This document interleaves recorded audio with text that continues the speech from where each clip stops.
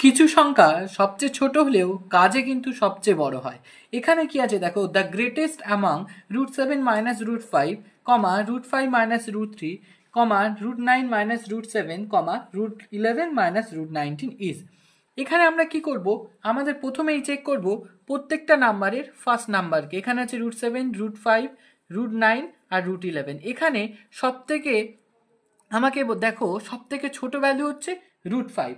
আমাদের এখানে ট্রিক হচ্ছে ডিজিট যদি কমে তাহলে আমাদের কি হবে, ভ্যালুটা হবে বাড়বে। তাহলে এখানে আমাকে বলো ডিজিট সব থেকে কম কে আছে, √5।